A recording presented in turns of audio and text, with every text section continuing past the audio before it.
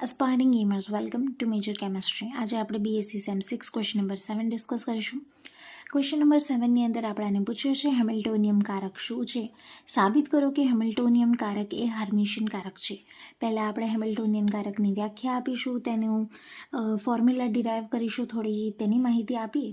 તે પછી આપણે પ્રૂવ કરવાનું છે કે હેમિલ્ટોનિયમ કારક એ હર્મિશિયન કારક છે. ઓકે, તો કારક શું છે? કારક છે એ એક ચોક્કસ ગાણિતિક પદ્ધતિ માટેની સંજ્ઞા છે, બરાબર, કે તે એક વિધેયને બીજા વિધેયમાં રૂપાંતરિત કરે છે. કોણ? કારક. હવે હેમિલ્ટોનિયન કારકની વાત કરીએ. હેમિલ્ટોનિયન કારક છે તેને H કેપ વડે રિપ્રેઝેન્ટ કરવામાં આવે છે. પ્રણાલીની કુલ શક્તિ માટેનું કારક, બરાબર, કુલ શક્તિ માટેનું જે કારક છે તે આપણે શોધવાનું હોય તો તે આપણી ગતિશક્તિ છે. ગતિશક્તિ કાઇનેટિક એનર્જી અને સ્થિતિશક્તિ પોટેન્શિયલ એનર્જીના સરવાળા દ્વારા દર્શાવી શકાય છે. અને એ જે કારક છે તેને આપણે હેમિલ્ટોનિયન કારક H કેપ વડે દર્શાવીએ છીએ. H કેપ બરાબર kinetic energy plus potential energy થઈ જશે. હવે આપણે જાણીએ છીએ કે કાઇનેટિક એનર્જીનો ફોર્મ્યુલા હોય છે ½mv², બરાબર, અને પોટેન્શિયલ એનર્જીને આપણે કેપિટલ V વડે રિપ્રેઝેન્ટ કરી શકીએ છીએ. આ જે આપણી પાસે ½mv² છે એને ઉપર નીચે m વડે ગુણીએ તો આપણાને H કેપ બરાબર mv²m/2m+v મળે છે, બરાબર. હવે આ જે m અને m છે, બરાબર, એનો m² થઈ જશે, m²v²/2m+v થઈ જશે. mv બરાબર p = mv હોય છે, તો આપણે અહીંયા m²v² છે એટલે p² બરાબર થઈ જશે. તો આ જે m²v² છે તેને આપણે રિપ્લેસ કરીને H કેપ બરાબર p²/2m+v આવી રીતનું ઇક્વેશન 1 આપણે લખી શકીએ, બરાબર. હવે આગળ કારક px² કારક pxનો px સાથે ગુણાકાર તરીકે લખી શકાય છે. તો તેવી જ રીતે આપણે અહીંયા p² છે તેને શું લખીશું? px² cap plus py² cap plus pz² cap. હવે ત્રણેયને છૂટું પાડીને px² બરાબર શું છે તે આપણે જોઈ લઈએ. તો અહીંયા ત્રણેયની વેલ્યુ કંઈક આ ટાઈપ છે કે px² કેપ બરાબર આપણે અહીંયા h/2πi મલ્ટીપ્લાઇડ બાય d/dx² છે, બરાબર. py² કેપ છે એ h/2πi ∂y²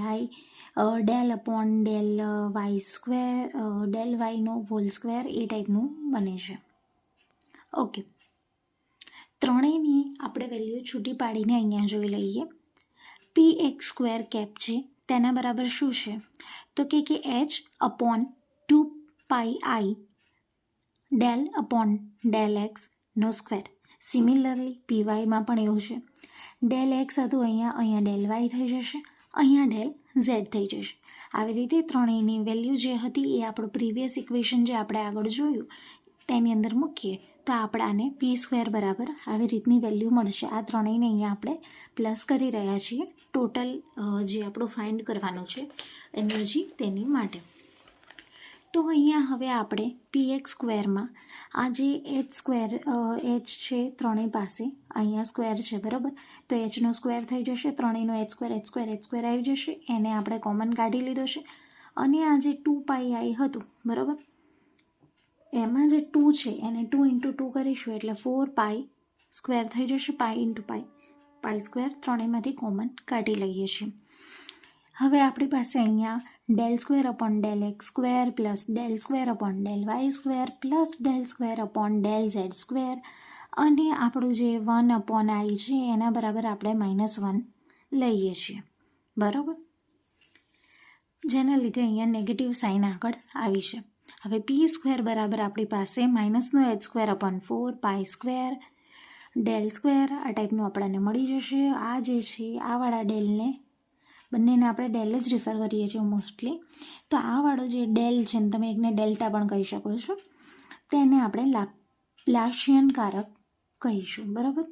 હવે સમીકરણ 1માં આપણે મૂકીએ આ જે આપણી પાસે વેલ્યુ છે તેને, તો આપણાને કેપિટલ H કેપ બરાબર માઇનસનો small h²/4π² multiplied by 1/m ∂² plus v આ ટાઈપનું મળે છે. હવે આ ઇક્વેશનને થોડું આપણે સબસ્ટિટ્યૂટ કરીએ, તેને થોડું સોલ્વ કરીએ તો આ ટાઈપનું એચ કેપ બરાબર માઇનસનો H square upon 8π² m del square plus V, આ જે છે એ આપણો ઇક્વેશન 3 બને છે. આમ આ કારક એચ કેપ એ હર્મિશિયન અને રેખીય કારક છે તેમ પુરવાર કરી શકાય છે. આ જે છે આપણું પ્રૂફ આપણને જે જોઈતું હતું એ મળી ગયું છે. હવે એક કરતાં વધારે અણુઓ હોય ત્યારે આ ફોર્મ્યુલા કેવો હશે? તો આ ટાઈપનો હશે. એચ કેપ બરાબર માઇનસનો એચ સ્ક્વેર અપોન 8π² અને અહીંયા del I square upon MI plus V. આ થઈ જશે આપણો ઇક્વેશન નંબર 4. MI એ આઈ અણુનું દળ છે. ઓકે, હોપ સો કે તમને આ ક્વેશ્ચન સમજ પડી ગઈ હશે અને તમે બાકીના જે ક્વેશ્ચન્સ છે તેને પણ રિવાઇઝ કરતા રહેશો. Okay, C you in the next video. Thank you.